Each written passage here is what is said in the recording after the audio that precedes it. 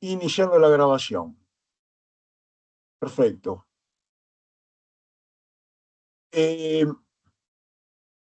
Buenos días. Estamos haciendo la segunda masterclass del año junto con la Universidad de Buenos Aires, el Centro de Investigación y el Foro Ecuménico Social. Vamos a contar hoy con la presencia de Nicolás Gadano para hablar de este tema que está en la presentación. Les pedimos disculpas que comenzamos unos minutos más tarde por alguna cuestión técnica y esperamos que puedan disfrutar. Sobre el final, por supuesto, de la exposición, podemos hacer todas las preguntas y comentarios al respecto y posiblemente también estar en contacto con los participantes. Así que con esa iniciación, Alejandro, adelante, lo presentás a Nicolás y comenzamos. Sí. Bueno, ¿me escuchan ahí, estimada gente? ¿Me escuchan? Sí, sí. Listo, perfecto. Bueno, es un gustazo presentarlo a Nicolás Gadano. Yo he participado con él en otros eventos y he leído atentamente su libro Historia del Petróleo en la Argentina. O sea, podemos decir que Nicolás Gadano está entre los 10 expertos más renombrados en la historia del petróleo argentino. Es una persona de consulta del país y del exterior y tiene una visión, él es economista, tiene una visión muy interesante sobre la historia del petróleo argentina y sobre el tema de YPF como empresa, que es una pregunta que seguro le vamos a hacer después sobre... Ustedes saben que hablar de petróleo en la Argentina es hablar de YPF, es también hablar de federalismo, es hablar de un montón de temas que están concatenados. Yo, por ejemplo, quería hacer un breve comentario ahora. Fíjense, el gobierno incluso, como tiene una firme vocación privada, ¿no? De ir por el sector privado, pero sin embargo YPF sigue siendo el centro de su estrategia petrolera. Es decir, significa que YPF como organización sigue siendo y seguirá siendo relevante. Entonces hay que analizar el fenómeno YPF en profundidad, comprenderlo. O sea, como ustedes saben, para hacer política hay que tener una buena comprensión del problema del cual uno habla. A veces no siempre es así. Bueno, entonces lo voy a presentar a Nicolás Gadano con todo gusto. Nació en Buenos Aires, es licenciado en Economía por la Universidad de Buenos Aires y es máster en Economía por la Universidad Torcuato Di Tella. Se especializó en finanzas públicas, banca pública y en la industria de los hidrocarburos. Se desempeñó como subsecretario de Presupuesto de la Nación, economista senior de YPF, jefe de gabinete del Ministerio de Economía y fue gerente general del Banco Central de la República Argentina. Es consultor en energía, docente universitario e investigador en el Centro de Estudios de Política, el CEPE se llama, ¿no? De la Escuela de Gobierno de la Universidad Torcuato Di Tella, donde fue director de la maestría en políticas públicas. Y por supuesto es autor del libro que les estoy nombrando, de editorial Edasa, que es Historia del Petróleo en la Argentina. Hago un breve comentario de ese libro, porque es interesante de todo punto de vista. Primero, porque es una visión muy profesional, muy científica, muy académica, pero también es una visión que fue hecha utilizando las actas de directorio de YPF. Es decir, Nicolás tiene una visión de la organización desde la gestión, o sea, desde lo externo y desde lo interno. Eso es lo que lo hace, para a los que nos gustan las ciencias sociales, como un informante clave. O sea, es alguien que no solo sabe, sino que también conoce el problema en profundidad y lo estudió. Así que bueno, es eso simplemente por lo cual les recomiendo enfáticamente el libro de Nicolás Gadano y bueno, le doy la palabra al ponente para que ya empecemos la conferencia. Tuvimos algún problema técnico, es probable que yo tenga que proyectar las filminas, qué antigüedad, los PowerPoint, así que sepan disculpar ese detalle, pero bueno, vamos por eso. Nicolás, te cedo la palabra. Bueno, me escuchan, ¿no? Muchísimas gracias. Te escucho. Es un gusto y sí, pido disculpas que estuvimos luchando contra el Teams de Microsoft. Una buena noticia, Ale, es que acá veo, fíjate, que puedo hacer esto, tuk y tuk, ¿no? O sea, puedo mover yo las placas. ¿Estás seguro? Pero no, no es lo que ve la gente. Mirá. Ah, no, sincronizar con el moderador, dice. Bueno, y si no Dale, seguimos dale, así. dale. Ahí no ven que mueve. No, Bueno, entonces lo movés vos. dale. No perdamos más tiempo. Lo que, bueno, básicamente el motivo de la charla, a ver, avanzá una placa, Ale.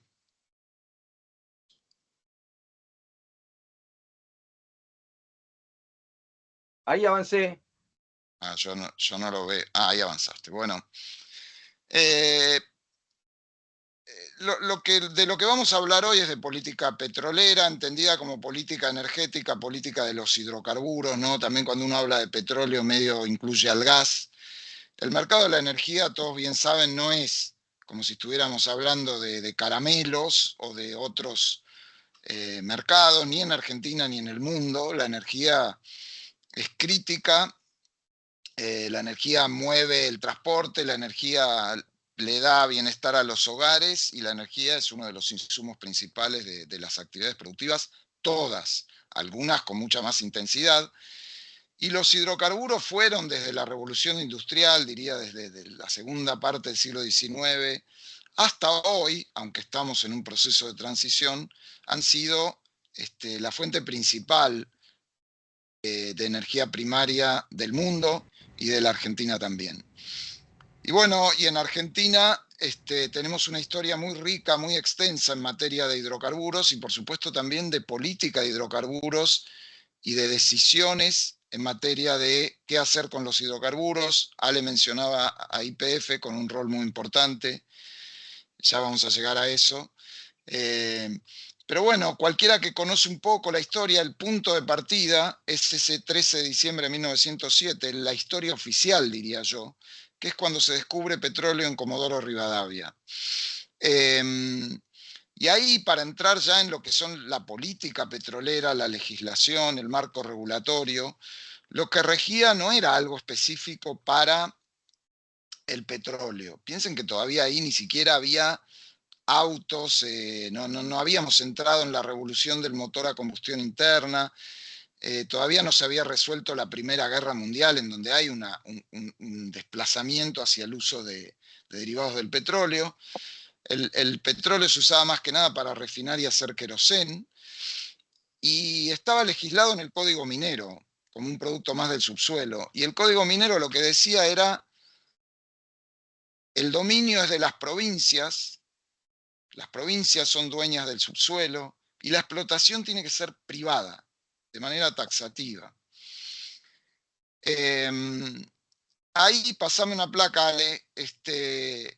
En realidad hay un antecedente interesante que la historia más oficial tiende a opacar, que es que hubo una experiencia petrolera, hubo varias, pero la más relevante antes de ese descubrimiento oficial de 1907 es el petróleo en Mendoza, el petróleo en Cacheuta, con una compañía privada, la compañía de Carlos Fader, el padre del pintor Fernando Fader, que justamente, y fíjense qué interesante, en 1886, o sea, estamos hablando de siglo XIX, la Argentina agropastoril, qué sé yo, y hay una compañía privada argentina que invierte plata, que trae recursos humanos y equipamiento de afuera para hacer una sustitución de importaciones industrial, que era, en vez de importar el querosén que se usaba para la iluminación en las ciudades, producir el petróleo, refinarlo y venderlo. Ahora, esa explotación que tiene esas dos características, ¿no? Mendoza, provincia, y privada, no logra sobrevivir. Es una empresa que quiebra 10, 15 años después. Entonces, avancemos, Ale. Lo que tenemos es el descubrimiento del 13 de diciembre, que les mencionaba antes, que en contraste con Mendoza, es realizado por un equipo perforador del Ministerio de Agricultura argentino, o sea, del Estado Nacional argentino, que tenía de la mano de Enrique Ermite, que es la persona que ven ahí, una política de exploración del subsuelo y de identificación del subsuelo argentino, buscando qué riquezas había. Y además se hace en Chubut, pero Chubut, muchos lo sabrán, en ese momento no era una provincia. Chubut era un territorio federal. Entonces, esta cuestión de provincias versus nación, explotación privada versus explotación estatal, en el punto de origen del petróleo argentino, la explotación que arranca es estatal y en un territorio federal. ¿Y por qué esto sucede así? Porque el gobierno, que no es el gobierno ni de Irigoyen, ni de Perón, ni de los gobiernos que uno tendería a pensar más, llamémosle vulgarmente nacionales y populares, es el gobierno de Figueroa Alcorta, pre-reforma electoral. Ese gobierno, a través de un decreto, decide bloquear el funcionamiento del Código Minero y hacer una reserva estatal alrededor del pozo descubridor en Comodoro. Eso sucedió el 14 de diciembre de 1907. ¿Por qué lo aclaro? Porque si no hubiera existido esa decisión política, el Código Minero lo que hubiera generado era, volveme una atrás, Ale, por favor. Lo tenés vos el control ahora, lo tenés vos, Lo probá. tengo yo. A ver. No, el ¿No? moderador ha desactivado la navegación de los participantes. Ahí habría que activar. Está complicado, pero yo sigo. La decisión importante es declarar una reserva alrededor de Comodoro de manera tal que los privados no podían invertir, que era lo que hubiera habilitado el Código Minero. Entonces ahí empieza la explotación estatal petrolera argentina, estamos hablando de 1907, que luego de unos años, en el medio lo que están viendo creo en pantalla, que es cómo aparece el ingeniero Huergo, es decir, los sucesivos gobiernos le va dando apoyo y en 1922 finalmente toma el nombre de YPF. Pero la decisión de explotar a través del Estado el petróleo argentino se toma en 1907. En esta placa, creo que la están viendo ahí, que dice el fin de la guerra, Irigoyen, sucede algo parecido, algunos años después, en Plaza Huíncul, la segunda gran cuenca petrolera argentina, que es la Neuquina. De nuevo, un territorio federal, Neuquén, que no era provincia. De nuevo, la Dirección de Geología e Hidrología del Ministerio de Agricultura descubre petróleo. Y de nuevo, entonces, el gobierno hace una reserva, que si ven el dibujito ahí, es un octógono, todavía hoy se lo conoce como el octógono fiscal de Comodoro.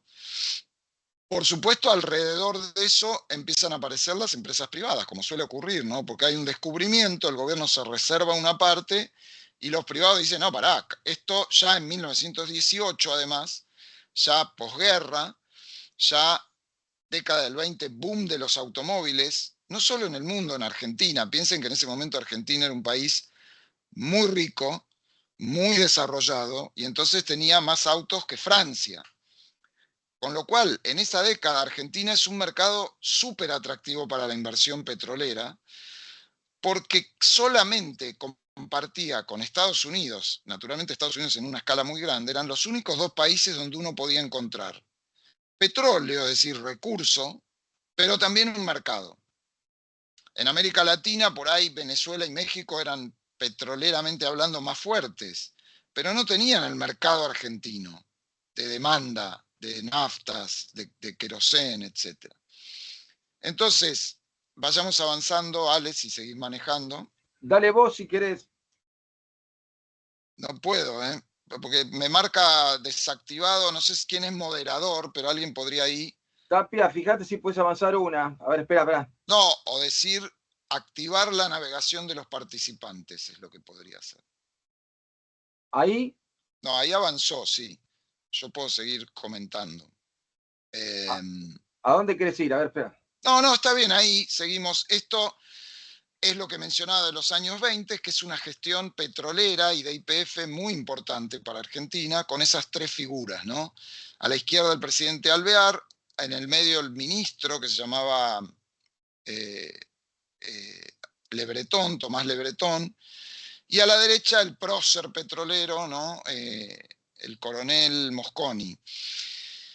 La década del 20, vean acá en esta placa, es una década de mucha expansión y de mucha expansión con sustitución de importaciones. Vean el gráfico abajo a la derecha cómo en la medida que YPF inaugura lo que ven ahí, que es su refinería de La Plata, la Standard Oil abre la refinería en Campana, la Shell hacia el final de la década abre una refinería en Dock Sud, se completa una oferta doméstica ya no de petróleo, de naftas, ¿no? De derivados del petróleo.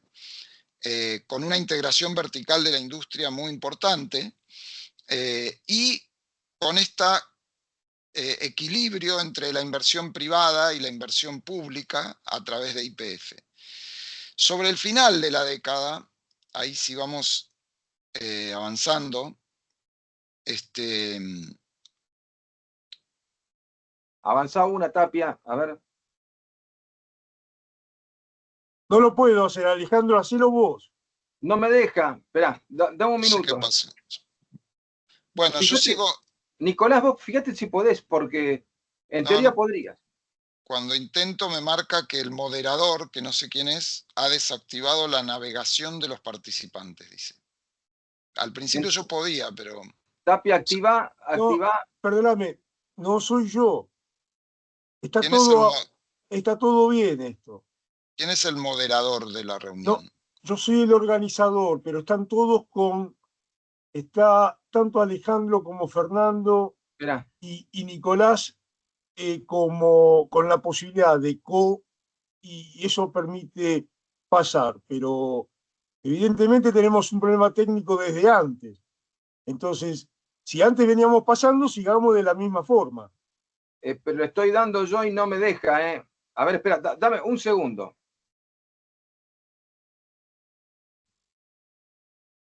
Perdón. Susana Fornari parece que está. Susana, espera, me parece que está Susana Fornari. ¿Podrías avanzar una? Filmina, parece que figuras vos como moderadora. Ahí está. ¿Te sirve esta Filmina, Julián? Nicolás, sí, Nicolás, sí. perdón. Susana, bueno, te voy diciendo a vos entonces, ¿ok? Gracias. Dale.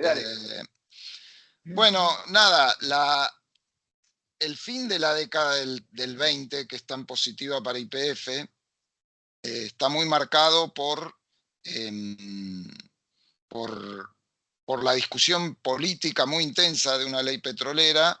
Salta tiene inversiones de la Standard Oil ya en explotación petrolera. Mosconi discute y pelea eso. En el 28 se discute por primera vez la ley petrolera, fracasa, los radicales estaban muy pugnando por el monopolio estatal y la federalización, es decir, en contra de las provincias y en contra de la inversión privada. Y bueno, ya entramos en la década siguiente, si podés, Susana, avanzar, con un proceso en el cual YPF empieza a tomar un rol mucho más importante, ¿no? Y la inversión privada empieza a retroceder.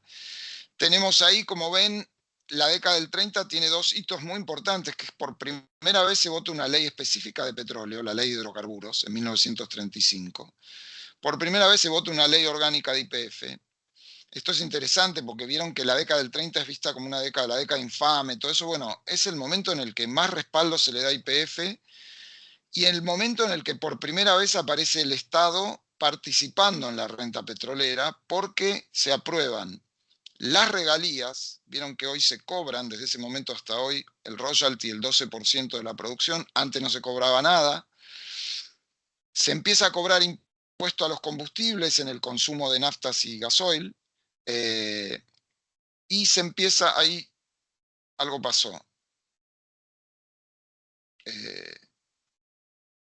¿Ustedes ven la presentación? No, no se ve, ¿no? Pero bueno, por ahí sigo sin la presentación, ¿les parece? Porque si no nos vamos a enredar con eso. Dale. Entonces les decía, y hago la parábola, la completo, después vamos a YPF y la década del 30 es una década en donde un gobierno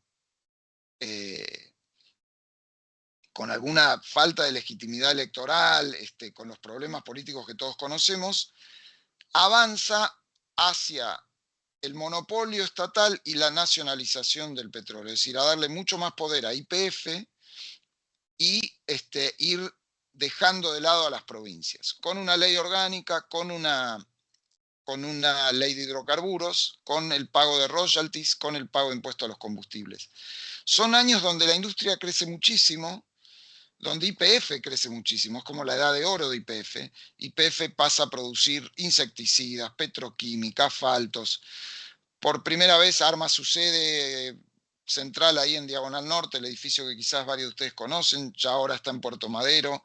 Arma un laboratorio de investigaciones que es un ejemplo en Florencio Varela, que hoy es una universidad pública. Es modelo para otras empresas petroleras latinoamericanas, uruguaya, brasileña, la de Bolivia, que directamente se llama YPFB, y va tomando, en acuerdos con las provincias, las posiciones petroleras de producción que tenían empresas privadas hasta ese momento, la Standard Oil y otras en Mendoza, en Salta, en Jujuy. Con lo cual, sobre el final de la década del 30, no es monopolio estatal, pero YPF tiene un rol central en toda la cadena de la industria de los hidrocarburos. Ahí aparece un doble shock, diría yo. El primero es externo y es la guerra. La guerra somete a Argentina, que todavía dependía YPF de equipos perforadores de afuera, tubos de afuera, material de afuera. Bueno, todo el comercio desaparece, los principales proveedores de Argentina, de los dos bandos diría, porque Alemania era un gran proveedor,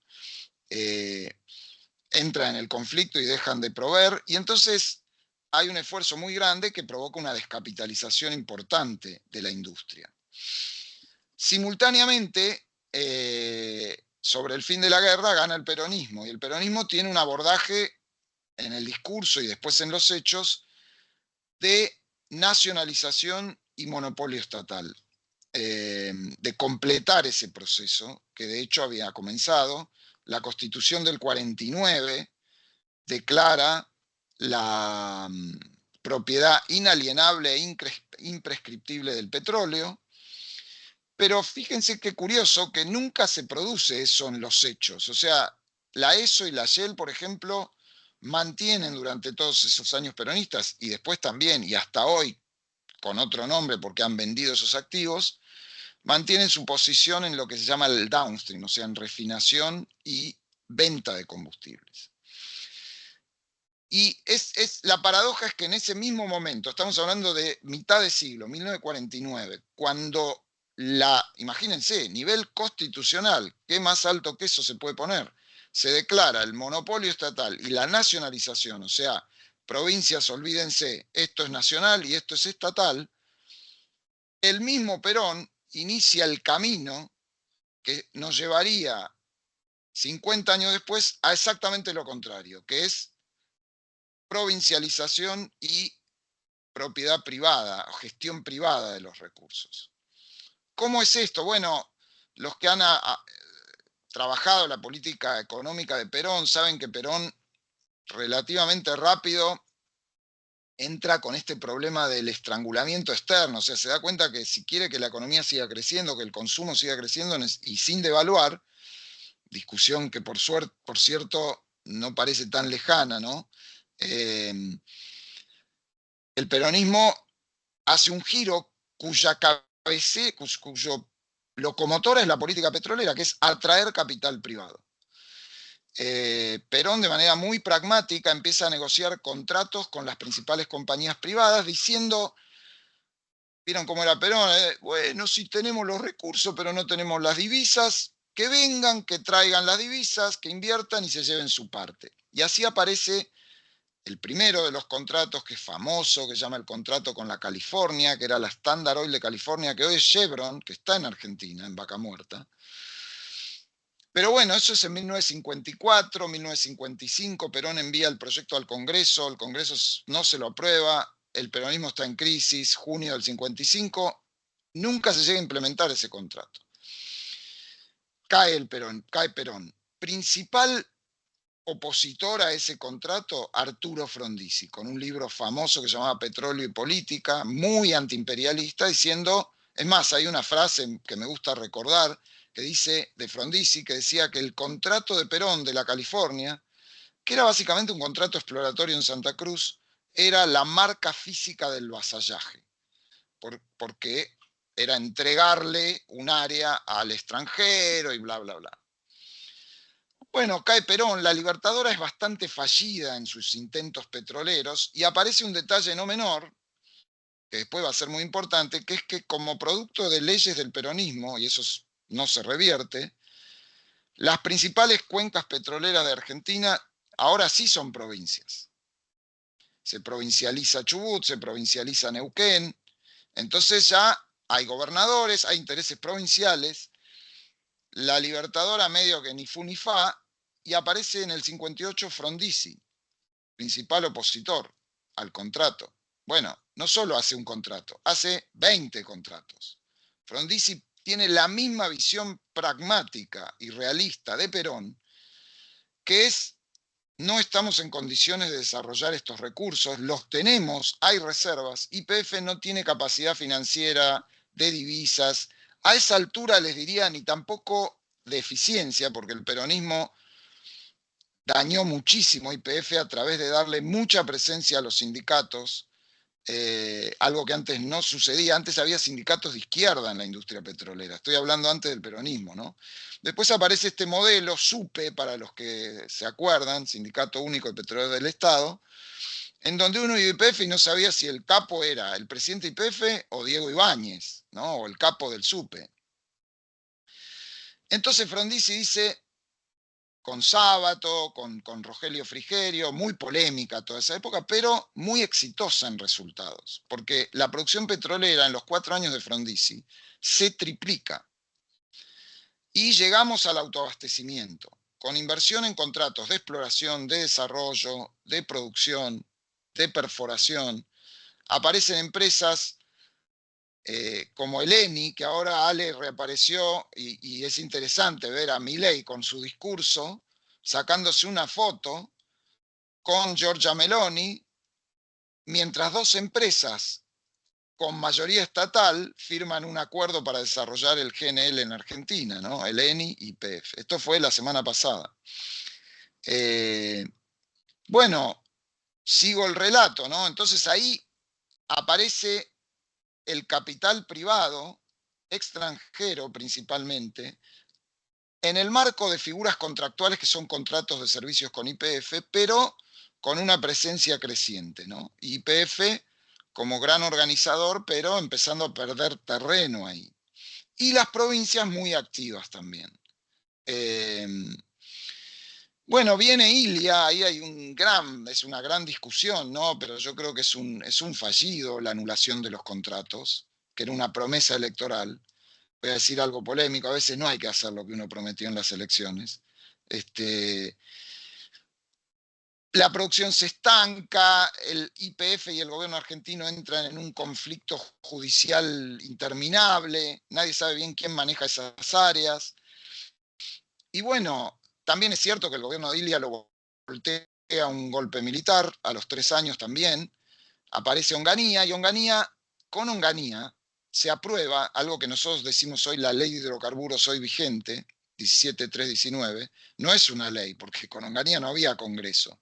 Es un decreto ley que habilita las concesiones privadas, que habilita el pago de regalías a las provincias, o sea, empieza a configurar un fenómeno que luego, primero a través de lo que llamaríamos la patria contratista en los 70s y en los 80s, aparecen todas estas compañías trabajando para YPF, Pérez Compán, el Grupo Techín, el Grupo Comercial del Plata, ¿no? Que se van armando en torno a YPF como capital privado local, algunas compañías internacionales también. Y bueno, para no hacerla tan larga y dedicar un poquito más a YPF, la década del 80 es una década muy difícil, con pocos logros. Alfonsín intenta el Plan Houston para incentivar alguna inversión privada. YPF ya para entonces es una empresa muy endeudada, la dictadura deja una YPF muy endeudada, muy corrupta a todo nivel. Todos sacaban plata de YPF, los contratistas, los proveedores, los sindicatos. Llega a tener 50.000 empleados, una barbaridad. Y bueno, y viene la mega reforma de los 90, ¿no? En donde hay una apertura sectorial muy importante, una desregulación muy importante y un proceso de reforma de YPF que es interesante porque en su primer formato es una privatización única dentro de todas las privatizaciones del menemismo. Y eso a veces queda, como después vino Repsol, queda de lado. ¿Por qué quiero decir única? Porque, primero, vieron que la mayoría de las privatizaciones era, le tiro la empresa a una empresa privada extranjera y que la reestructure y, bueno, y avance en la eficiencia, etc. Tipo Entel, Aerolíneas Argentinas, obras sanitarias. Bueno, en YPF no sucede eso. En YPF se diseña un mercado más competitivo, una gestión puesta por el Estado, que es la de Extensoro, reestructura la compañía. Y después, a mediados de la década, 1993, la compañía sale a la bolsa, pero con características que hacen que el accionista principal va a seguir siendo el Estado. O sea, YPF en los 90, al principio, no se la vende a otra empresa petrolera. Entonces seguía siendo una empresa argentina, con sede en Argentina, con un accionista principal que era el Estado y cotizando en las bolsas de Nueva York y de Argentina. Y esa es una etapa también como la de Frondizi bastante positiva desde el punto de vista de todos los indicadores de inversión, producción, exportaciones para la industria petrolera, ¿no? Lo que pasa es que el mismo Menem da vuelta a todo lo que había hecho y sobre el final de su gobierno de la década le vende el control y todas las acciones de YPF a Repsol. Repsol era una empresa española relativamente chica, relativamente inexperta, y ahí arranca una etapa mala para la industria y para YPF. ¿Por qué? Porque Repsol, de hecho, usaba el cash flow que le daba YPF para repagar la deuda con la que se había comprado YPF y para invertir en otros lugares del mundo, porque era una empresa que cuando compra YPF, la mitad del grupo Repsol YPF era YPF, entonces tenía mucho riesgo de tener todo metido acá, ¿no? Además de la política argentina, los Kirchner, etcétera, etcétera. Y después viene una decisión del kirchnerismo todavía peor, que es negociada con Repsol, que aparezca el grupo de los Eskenazi, en donde directamente hay un documento público, que es un acuerdo de accionistas, que dice que el 90% de los cash flow de las utilidades de YPF van a ser distribuidas a los accionistas. O sea, imagínense en el mundo del petróleo, que necesita tanta inversión, que el 90% se va, se lo llevan los españoles por su parte y los Eskenazi, de nuevo, compraron sin nada, por lo tanto, para pagar la deuda con la cual les habían permitido comprar el 25% de YPF. Juntando eso, más la equivocada política petrolera y de energía del gobierno kirchnerista, que es abaratar los precios sin ninguna responsabilidad, sin ningún criterio, entonces se desploma la inversión de YPF y también de las empresas privadas, y ahí aparece un déficit energético fenomenal. O sea, piensen que para ahí, para 2006, todavía la industria petrolera aportaba la mitad del superávit energético argentino. En 2015 tenía un déficit de 10.000 millones de dólares, cuando termina el kirchnerismo. Porque vuelan las importaciones, la economía crece y la producción caía y había que importar, vieron, gasoil, gas por barco, de todo, y las exportaciones, pocas que había, van cayendo. Y bueno, y así llegamos a, en esos años, la expropiación de YPF, que por ahí hago algún comentario en particular de ese proceso y vamos a algunas preguntas. Fue un pantallazo muy rápido, pero bueno, después podemos entrar en lo que a ustedes más les interese. Porque en los 90s, no lo mencioné, la privatización se complementa con la provincialización por la constitución de los hidrocarburos. La reforma del 94 consolida en la Constitución que los recursos hidrocarburíferos son de las provincias. Por lo tanto, transcurren algunos años hasta que se sancione una ley que se llama la Ley Corta en 2007, que baja a tierra esa disposición constitucional, pero hoy, como muchos de ustedes sabrán, los recursos los maneja Neuquén, Chubut, Santa Cruz, Tierra del Fuego, Río Negro. Es un tema delicado para la política petrolera, porque si se corta la luz, si no hay energía, si tenemos un problema energético, no le van a ir a reclamar al gobierno neuquino, le van a reclamar al gobierno nacional, que es el responsable de la política energética e hidrocarburífera nacional.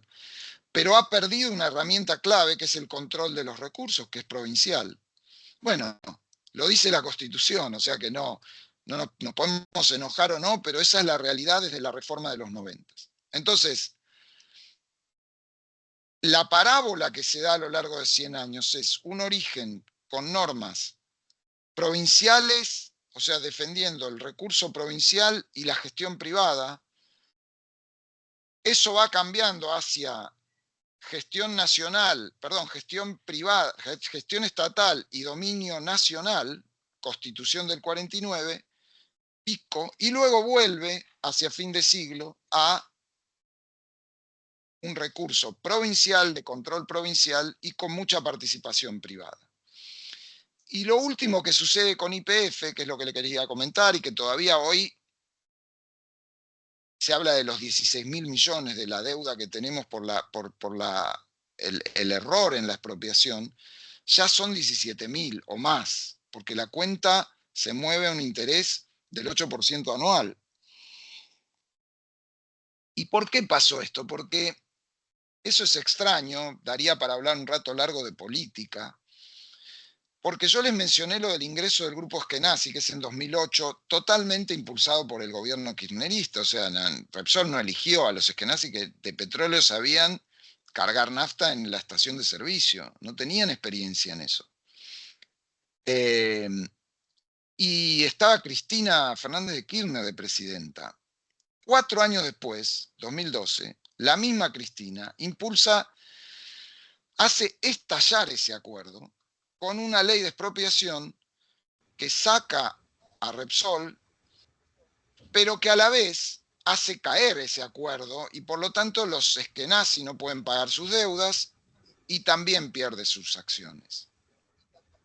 A Repsol se le paga por el 51% que se le expropia, pero una muy mala gestión del estatuto de YPF, que le daba derecho a los accionistas minoritarios desde los años 90 frente a un cambio de control, exigir que el nuevo controlante les compre las acciones. El gobierno argentino se pasa por alto eso y aparece el juicio en Nueva York.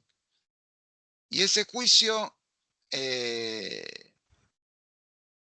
muy difícil de enfrentar, porque la verdad que el estatuto es muy claro en eso, y nos produce un fallo adverso fenomenal, carísimo, que lo que dice no es un juicio por la expropiación, es un juicio que dice, vos querías expropiarte el 51%, perfecto. Hay otro 49% que tenía el derecho a que vos le hagas una oferta y él podía venderte o no, por las acciones que tenía. Y eso no lo inventó Nueva York, es el estatuto que aprobó por decreto el gobierno argentino y llevó a Nueva York. Y eso no se hizo. Y entonces, el juicio, ¿de dónde sale ese número disparatado? De hacer una cuentita que es agarrar el estatuto y decir cuánto tendría que haber ofertado el nuevo controlante de YPF al restante accionista de YPF por cada acción. $80. No lo hizo. Bueno, $80 menos la acción a valor de hoy 16.000 millones de dólares, señores. La verdad que en un momento, y con esto voy a parar, en el que la industria, con YPF como un actor muy importante, no el único, y yo creo que eso es muy positivo. Las dos cosas, que YPF esté, pero que no sea el único. Que haya capital privado, que compite, capital privado local, capital privado internacional, empresas integradas que llamamos, que tienen toda la cadena, como YPF. Hoy tenemos al grupo de Pan American, ¿no? De los Bulgeroni, que tiene también producción, refinación, estaciones de servicio. Otros que son independientes, nuevos, como Vista, Shell, Exxon. O sea, bueno, Exxon se fue. Y entonces ese panorama de cara a explotar Vaca Muerta, que es un activo muy importante, yo creo que es interesante. Este perfil de YPF, en donde tiene presencia estatal, pero sigue siendo una compañía que se maneja de manera bastante eficiente, que tiene participación del 49% privado en Buenos Aires y en Nueva York, eso se ha preservado. A veces en Argentina no detectamos que hay líneas de continuidad, ¿no? Con gobiernos tan disímiles. Pero piensen que Milei, que está diciendo que va a vender todo, que va a romper todo, que el Estado, no está metiéndose con YPF. Al contrario, recién lo decíamos, la está utilizando para su propia estrategia de expansión de la industria. Entonces, yo creo que eso es un rasgo positivo, teniendo en cuenta toda la historia de volatilidad regulatoria y de manejo de YPF que hemos tenido. Pero bueno, nos queda esta gran nubarrón de ese fallo adverso, que por supuesto no tenemos cómo pagar hoy. Piensen que es un fallo, no es común tener un fallo judicial por una operación que te tenga impacto macro, como si fuera un default de la deuda. O sea, 16.000 millones, 17.000 millones es impagable para Argentina. En algún momento habrá que negociarlo. Los acreedores están muy activos tratando de buscar cómo hacer binding esa condena, ¿no? Cómo apropiarse de algo y obligarla a Argentina a sentarse y negociar. Ojalá que eso no suceda, y especialmente ojalá que eso no comprometa a YPF, que no es el condenado en el juicio, pero está todo el tiempo el grupo Burford, o sea, los demandantes, los que tienen la sentencia a favor, intentando mostrar esta idea del alter ego. Vieron que es, señores, yo al Estado argentino no le puedo cobrar, es el controlante de YPF. Es más, seguro que han presentado un escrito diciendo, miren, ¿quién está en Italia? Milei y Marín, juntos. Entonces no me digan que YPF no es el Estado argentino. Si ellos logran convencer a la jueza que YPF es el Estado argentino, van a ir contra los recursos de YPF a cobrarse. Y eso sería un gran problema. Pero bueno, me detuve porque lo habíamos hablado con Ale un poquito, bajando de la big picture a esta cuestión sobre YPF en particular y la situación del juicio. Pero bueno, quedo abierto, lamento lo de la presentación y pido disculpas, pero quedo abierto a las preguntas y al diálogo para completar la jornada. Gracias, Nicolás. Bueno, perdón por los inconvenientes técnicos, los superaremos en un futuro. Así que bueno, le paso la palabra a Fernando Flores del Foro Ecuménico, que realmente siguió con mucha atención, como todo el resto, tu conferencia. Y te digo algo, fue más interesante sin PowerPoint incluso, porque te jugaste con opiniones, estuvo muy, muy interesante. Sobre todo... Hay un... Pablo Gerchunov, un comentario breve, que es un economista, historiador económico que quiero y admiro mucho, decía, si vas a hacer una presentación bien, no uses PowerPoint. Es como una muleta. Pero bueno, a veces es lindo. Pero sí, Fernando. Bueno, muy interesante todo y que muestra los vaivenes. El nuestro es un foro de responsabilidad social y también de responsabilidad ciudadana. Y acá creo que hubo muchos problemas en cuanto a la responsabilidad ciudadana por lo que hemos visto que ha sucedido en los distintos gobiernos y en la gente que votaba a esos gobiernos, ¿no? Y lo que te quería preguntar, que me pareció muy interesante y muy, muy clara todo desarrollo histórico, ¿no? Acá hay un tema que ha sido central en todo lo que es energía y petróleo particularmente, que es el de la sustentabilidad. ¿Cómo ves vos el desarrollo histórico de este concepto de la sustentabilidad en el caso del petróleo en la Argentina y de YPF en particular? Bueno, gracias, Fer. Mirá, es un concepto que ha cambiado mucho, ¿no? Yo a veces veo, y cuando veía comerciales, las actas, lo que sucedía al inicio de la explotación, se les descontrolaban los pozos de petróleo y era como si fuera una fuente de petróleo derramando petróleo en las tierras, en los campos, el cuidado de la parte de la sustentabilidad que tiene que ver con el medio ambiente, el entorno, la comunidad, el uso del agua, es decir, un montón de cosas que en el mundo y en Argentina han ido mejorando y creciendo, por supuesto, de la mano de más control político y de que las sociedades se vuelven más exigentes respecto de esas cosas. Y hoy estamos frente a un fenómeno, tu pregunta me permite, lo mencioné muy a la pasada. Siempre en la historia del mundo petrolero, el gran temor en las últimas décadas, fines del siglo pasado, era se va a terminar el petróleo, ¿no? El peak oil se va a terminar y va a haber una crisis fenomenal, porque hoy el consenso es no se va a usar todo el petróleo que hay en el subsuelo. ¿Por qué? Porque el mundo está avanzando con vaivenes.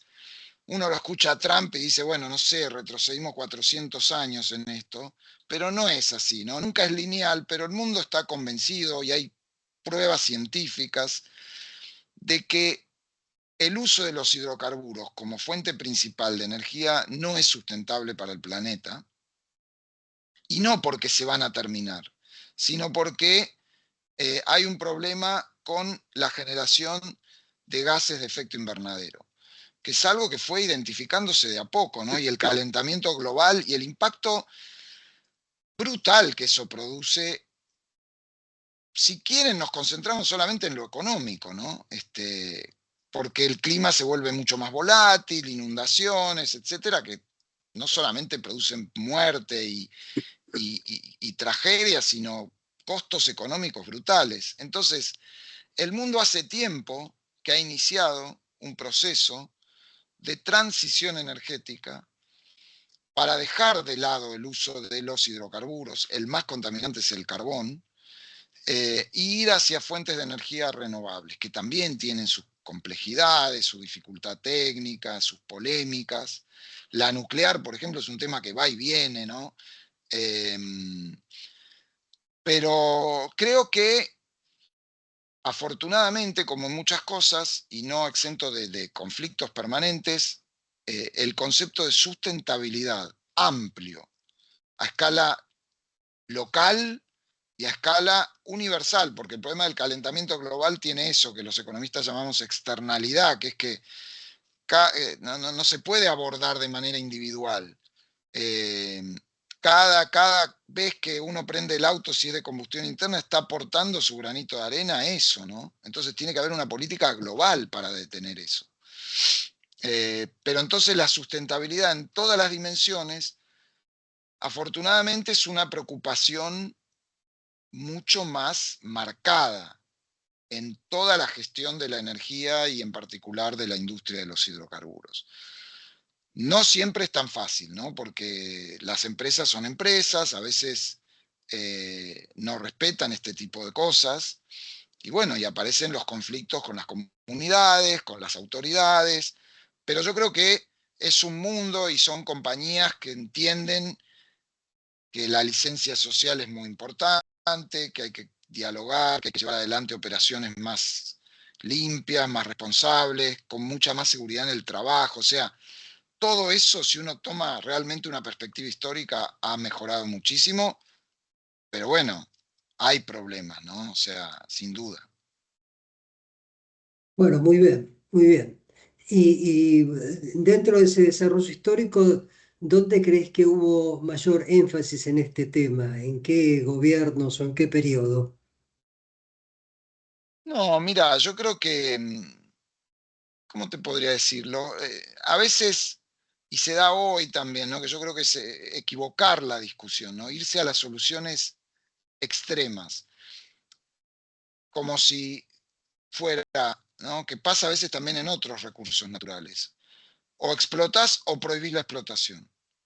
No, no es así. Siempre va a haber una solución, desde mi punto de vista, en donde uno puede llevar adelante la explotación de un recurso natural, de los hidrocarburos, que tiene impacto social, impacto ambiental, con normas razonables, o sea, encontrando un equilibrio que no va a ser, bueno, pasamos por arriba de todo o prohibimos la explotación, esos dos extremos.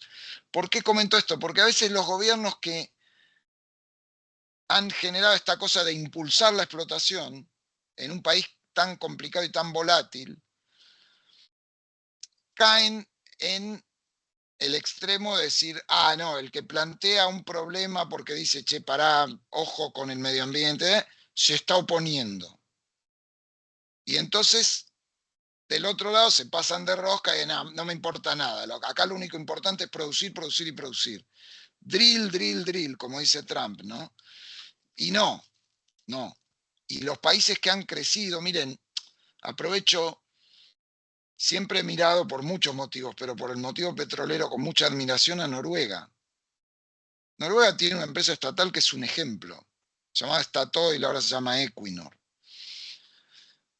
Y explota un país con una cultura de medio ambiente, imagínense, pero bueno, tiene explotación offshore ejemplar, tiene una gestión ahí, Gustavo, del fondo anticíclico, o sea, del fondo al cual asignan y gestionan los recursos que recibe el Estado.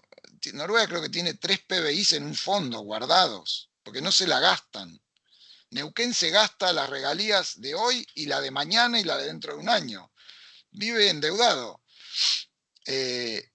Entonces, a veces hemos tenido ese problema, que es que gobiernos que quieren impulsar la explotación por buenos motivos, diría yo, impulsar la inversión y todo, se pasan de rosca y arrasan con otro tipo de cosas que en los gobiernos que manejan bien, de manera estable esto, siempre están en la agenda de la discusión. Bueno, muy bien. Seguramente hay otras preguntas de Alejandro y de Gustavo y también del público. Yo tengo una pregunta, Nicolás.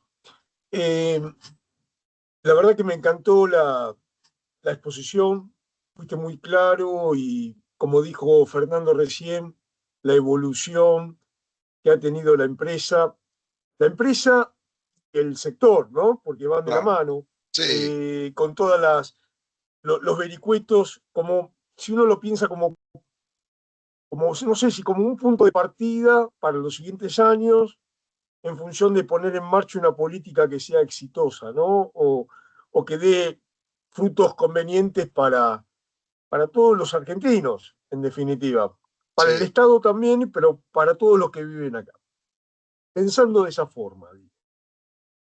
Eh, y vos referiste en la última etapa, este juicio que perdimos, que tiene este volumen tan grande, ¿no? 17.000 millones que habrá que negociar y habrá que ver. Eh, ¿Qué garantiza? Cuando se hizo esa estatización, ¿se habrá hecho a sabiendas? ¿Hay dolo ahí? ¿Se sabía que se iba a caer en un juicio futuro? Quiero decir, ¿hay algún tipo de contubernio entre distintas partes o es un mero aprovechamiento de una situación de ineficiencia? Yo tengo entendido, y no lo sé si vos tenés información al respecto, que además de eso estuvo participando un ex ministro de Obras Públicas del gobierno de Menem en esa operación, diciendo cómo había que hacer la estatización. Esa es la pregunta, Nicolás. No, mira, el exministro me suena que es Dromi, pero eso es previo. Yo creo, yo he tenido ahí, Ale mencionó algunas posiciones no tan rutilantes, pero en el Estado, cerca de donde se toman las decisiones, y uno va haciéndose grande, y yo tiendo a pensar que en Argentina, quizás en otros países del mundo también, pero Argentina es tan caótico, y con esto no quiero decir que no haya intereses, pero las cosas suceden menos, menos organizadamente de lo que uno cree, ¿viste? A veces son la suma de intereses cruzados, errores, cosas que ya no pueden volver atrás. Entonces, repaso un poco.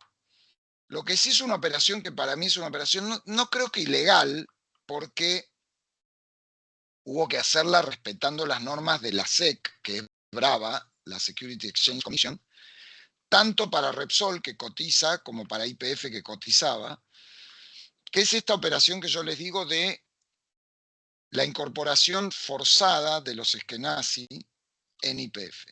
Ese es el origen del problema. Y eso fue para mí, si me permito opinar libremente, un intento de control con testaferros del kirchnerismo de la compañía. O sea, evidentemente fue Repsol, no le permitían aumentar los precios, la apretaban, habló y le dijo, mirá, quiero que entre un socio argentino. Pero, porque si uno piensa en un socio argentino y piensa en la buena fe, había petroleros argentinos, bravos también, ¿no? Pero petroleros. Y grupos con prestigio internacional, el grupo Techín, el grupo Bulguerón y qué sé yo. Los Eskenazi, como ya dije, no tenían ninguna experiencia, a tal punto que el presidente de Repsol, Brufau, tuvo que decir en conferencia de prensa, le preguntaron quiénes son estos señores que traes de socio. No solo de socio, le cedió el management, o sea, el CEO de YPF pasó a ser Sebastián Eskenazi, que según me dicen ni siquiera había terminado el secundario. No es universitario, no tiene ningún... Y entonces, ¿qué se le ocurre a Brufau? Que es hermosa esa frase que sale de su inconsciente. Dice, no, bueno, es un grupo experto en mercados regulados. ¿Qué mercados regulados si te haces una petrolera? Sí, regulada, pero nadie en el mundo del petróleo habla así, ¿no? Ahora, lo interesante para mí, y que es una sutileza que alguna gente puede ver, yo por lo menos creo eso, y hasta hablaría de eso por algo de mucha actualidad, que no nos vamos a desviar, que es el juicio y la condena y la ratificación, que es, Cristina es distinta a Néstor Kirchner. Eso es lo que yo creo. ¿Y cómo pudo ser que esa operación del 2008 se desbarate con una expropiación desprolija en el 2012? Porque no estaba Néstor, porque no estaba debido. Estaba, pero estaba en baja. Y porque Cristina es distinta y lo pone Axel Kicillof y va por otro camino. Y la expropiación era muy compleja porque para evitar lo que pasó, tendrían que haber expropiado a los Eskenazi. Ahora imagínense el escándalo en ese momento, que además Cristina se llevaba mal. ¿Por qué se llevaba mal? Y eso yo lo sé. Porque los que peor piensan de Cristina dirán, porque los Eskenazi se le quisieron quedar con la compañía. Tipo, no sé qué había, que Néstor, no sé, no está más Néstor, esto es nuestro. En mi visión puede haber algo de eso, pero más que nada, cuando Cristina lo llamaba porque había déficit energético y todo, le contestaban como si fueran los Bulgeroni. Y ella decía, no, pero ustedes están ahí porque los pusimos nosotros. Vos no me podés contestar, no, no puedo importar gasoil a pérdida porque esto es una empresa privada. La cuestión es que hubo un conflicto enorme y el gobierno kirchnerista no estaba dispuesto ahí, Cristina, a, con plata del Estado, pagarle a los Eskenazi. Hubiera sido otro escándalo. Y quisieron hacer la avivada, de en vez de expropiar a toda la compañía, expropiar al 51%. Y bueno, con una visión que a veces los gobiernos tienen acá de que se pasan por arriba las leyes, no solamente ese gobierno, piensen en el que tenemos ahora, arrasan con las leyes, con una impunidad de sentirse que nada va a pasar. Y acá YPF, por decisión argentina, cotizaba y nadie había, no me acuerdo cómo se dice cuando vos retirás de cotización una empresa, lo podrían haber hecho, no se hizo, cotizaba en Nueva York. Y entonces los accionistas allá fueron y dijeron, acá tengo un derecho. No No, creo que haya habido una gran conspiración, más bien la sucesión de intereses y cosas turbias, algunas de ellas, que fueron generando un escenario que alguien dijo, acá podemos aprovechar y esto vale mucha plata. claro. Sí, yo creo que eh, también un poco la duda que uno tiene es que es difícil conocer, es difícil o imposible para nosotros conocer quiénes son los inversionistas del fondo Bradford, ¿no? Que es el que tiene el derecho a cobrar. Te Entonces, puedo si dar un fuera, poquito de información a eso, ¿eh? bien, porque Porque si son digamos, justamente gente que estuvo en el ruedo ahora, una cosa es quiénes son los que vendieron en el juicio, pero otros son, eh, ahora se van a quedar con un pedazo de la torta bastante grande, ¿no? O van a negociar. claro, claro. Bueno, no, es que el proceso es muy delicado. ¿En qué sentido? Cuando se produce la expropiación, los accionistas de YPF eran Repsol, que tenía como el 70 y pico, los Eskenazi, o menos, un poco menos del 70, los Eskenazi que tenían el 25%, y el resto había vuelto a la bolsa. El Estado argentino, para supuestamente, error garrafal, no pagar tanta plata y hacerse del control, en vez de expropiar el 100%, que ahí lo que hubiera habido en todo caso es una negociación, un juicio de expropiación. Este juicio no hubiera sucedido si Argentina hacía eso. Decía, ley de expropiación, 100%, les pago a todos, me dan la empresa. Argentina decide algo que es expropiar el 51% y no a prorrata, el 51% de Repsol. Entonces, a los Eskenazi no les toca las acciones. A Repsol le negocia después y le paga 5.000 millones de dólares por ese 51%. El resto de las acciones Repsol las vende, pero además, cuando le pagan, Repsol firma un acuerdo que dice, yo por esto ya no reclamo nada, pagame, punto. Los Eskenazi entran en convocatoria de acreedores en España, que es donde están las empresas que habían comprado las acciones, porque no pueden pagar sus deudas. ¿Quién era el acreedor principal? Repsol, que le había prestado plata a ellos para que le compren a Repsol misma sus acciones de YPF. El concurso en Madrid empieza a ver como cualquier, no sé cómo se dice, síndico, ¿no? El tipo al frente del concurso dice, che, acá qué tenemos para cobrar, qué sé yo, una factura, no sé, y dice, uy, mirá lo que hay acá. Hay un derecho de estos accionistas por el estatuto de YPF que vale miles de millones de dólares, pero hay que litigar.